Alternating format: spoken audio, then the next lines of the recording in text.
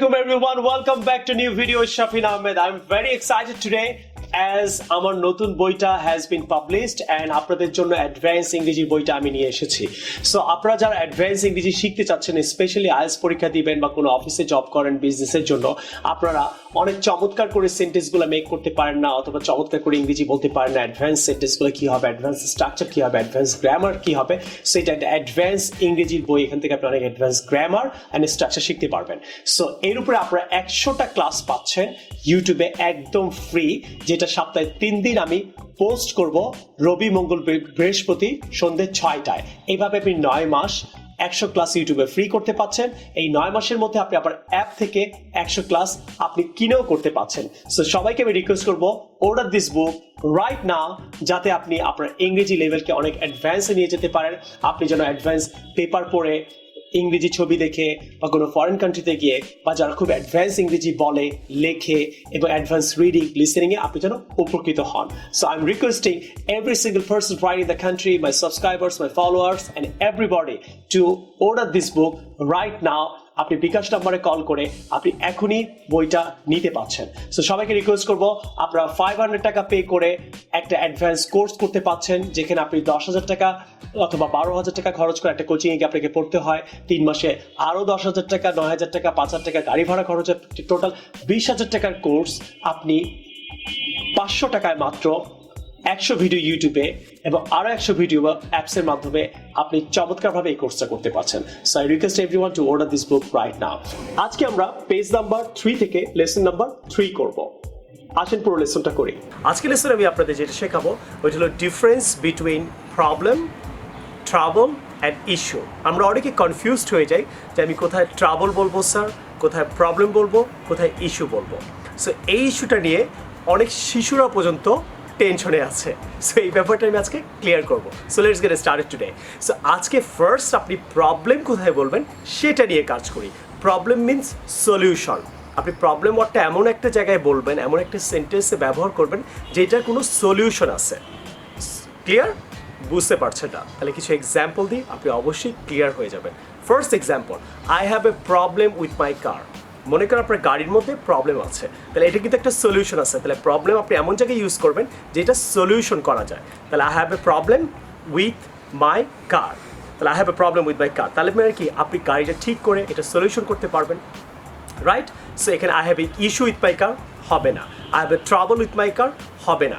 Exact আপনি বলতে পারেন স্পিকিংয়ের জন্য, বাট এক্স্যাক্ট হবে I have a problem with my car, যেটা সলিউশন করা যায়। তাহলে প্রবলেম মানেই হলো যেটা সলিউশন করা যায়। আপনার কারের প্রবলেমটা আপনি সলিউশন করতে পারবেন। আরেকটা উদাহরণ দিয়ে আপনি আরও ক্লিয়ার হবেন। I have problem in my family.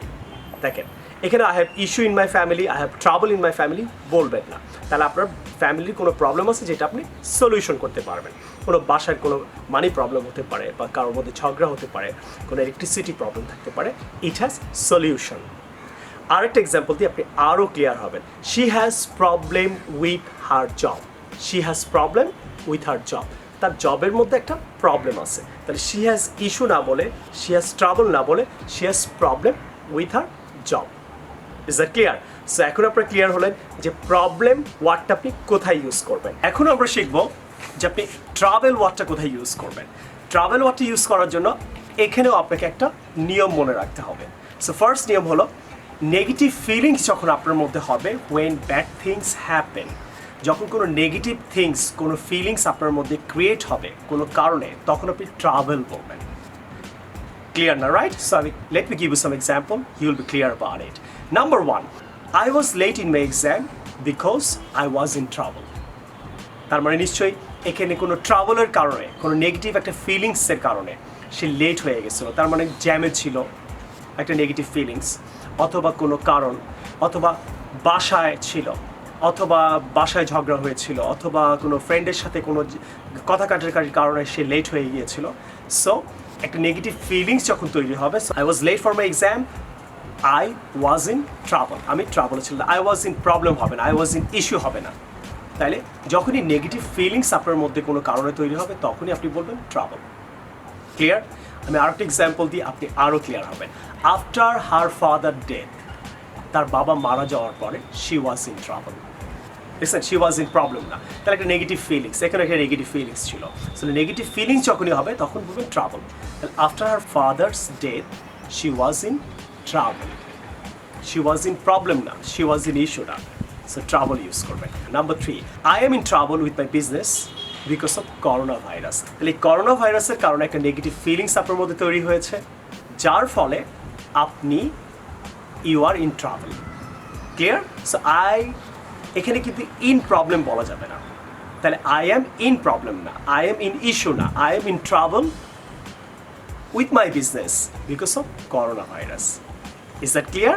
এখন আমরা শিখবো যে আপনি ইস্যু ওয়ার্ডটা কোথায় ব্যবহার করবেন। সো ইস্যু ওয়ার্ডটা ব্যবহার করার জন্য এখানে আপনাকে কিছু নিয়ম মনে রাখতে হবে।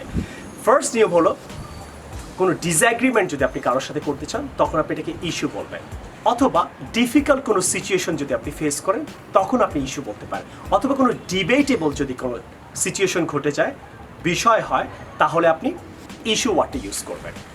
ক্লিয়ার হলেন না? সো কিছু এক্সাম্পল দিয়ে আপনি অনেক বেশি ক্লিয়ার হবেন। রাফিন হ্যাজ ইস্যু উইথ এভরিওয়ান, তাহলে রাফিনের সবার সাথে ইস্যু আছে, মানে এখানে কিন্তু প্রবলেম না, কারণ রাফিন সবার সাথে ডিসঅ্যাগ্রি করে। অনেকে দেখবেন সবার সাথে কথায় কথায় ডিসঅ্যাগ্রি করে, না না এটা না এটা না, তর্কে চলে যায়।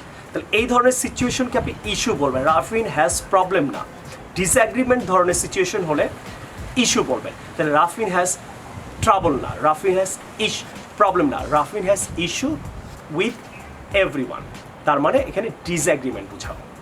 আরেকটা এক্সাম্পল দিই, the issue to run this business is the cost, তার মানে এই বিজনেসকে চালানোর জন্য কস্টিংটা অনেক বেশি টাকা লাগছে, তার মানে কস্টিংয়ের কারণে বিজনেসটা চালাতে সম্ভব হচ্ছে না অথবা চালানো সম্ভব না।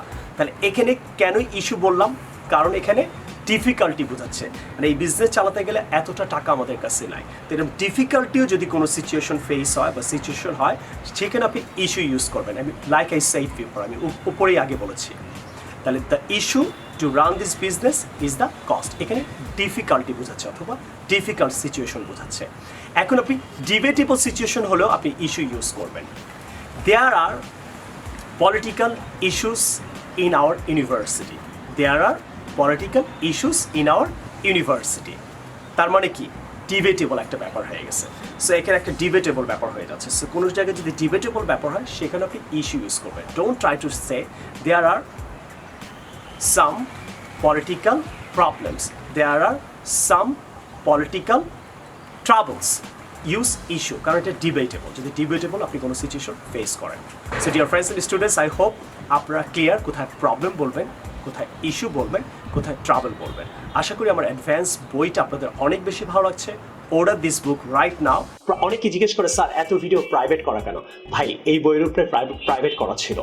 আমি আল্লাহর কাছে অশেষ রহমত, আমি ভিডিও বানিয়ে ফেলেছি। আপনার জাস্ট খালি আমি ক্লিক করব, আপনি ভিডিও প্রাইভেট থেকে পাবলিক হয়ে যাবে, আপনি দেখতে পারবেন।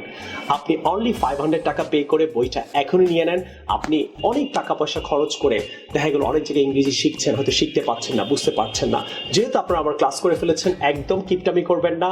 আপনার গাড়ি ভাড়া বেঁচে যাচ্ছে, আপনার কোর্স ফি বেঁচে যাচ্ছে, এবং আপনার কারো ক্লাস করার পর তো ভালো নাও লাগতে পারে, ওই চান্সেসটাও কম, যেহেতু অনলাইনে আপনি বারবার ক্লাসটা করতে পারছেন।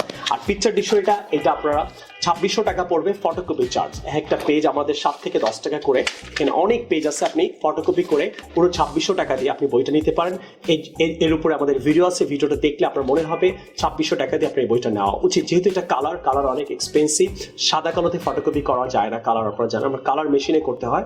সো আপনারা পার ফটোকপি চার্জ অনেক বেশি পার পেজ। যদি এটা না নিতে চান, আপনারা 200 টাকা পে করে পুরো বইটা ইমেলের মাধ্যমে নিতে পারেন। ক্লিয়ার? সো আপনারা আমাদের এই যে স্পোকেনের 2টা বই, এই বইগুলো আপনারা 500 টাকা, এবং এই বইটা এখন থেকে অ্যাড হচ্ছে। এই জন্য আপনি যখনই এখন থেকে কল দেবেন, আপনি কিন্তু 3টা বইয়ের কথা বলবেন কল সেন্টার। সো আগে ছিল 2টা বই 500 টাকা, এখন কিন্তু এই 3টা বই 500 আর 200 700, এবং এখানে আপনার কোরিয়ার সার্ভিস চার্জ প্লাস বিকাশ চার্জ অ্যাড হবে কিন্তু, ঠিক আছে? এবং লিসেনিং এর জন্য আবার কিন্তু 100 টাকা। তো এখানে আপনি কিন্তু পাচ্ছেন 700, লিসেনিং 100, এবং ইমেলে কিন্তু যাবে এই বইটা কিন্তু 200 টাকা দিয়ে আপনি ইমেলে পাচ্ছেন। তো আপনি মোবাইলে বসে বসে দেখতে পারবেন। আপনার যদি মানি প্রবলেম থাকে, আপনি মোবাইলে বসে বসে 200 টাকা খরচ করে এই বইটা নিতে পারছেন। এখন কিন্তু 2টা বই নেই, স্পোকেনের প্যাকেজে কল সেন্টারে কল দিলে ওরা কিন্তু আপনাকে 3টা বই বলবে, আর যখনই 3টা বই বলবে আপনি কিন্তু আপনি কিন্তু প্রাইসটা কিন্তু বেড়ে গেল, 200 টাকা অ্যাড হয়ে গেছে। সো 500, 200, 700 আর বিকাশে খরচ সহ প্লাস পাঠানোর চার্জ ওখানে হলো 100, এই হলো 800 এবং 100 টাকা হলো লিসেনিং এর, ইমেলে লিসেনিং যাবে, লিসেনিং এর জন্য। এই হলো টোটাল প্যাকেজটা। স্পোকেন এখন 900 টাকা।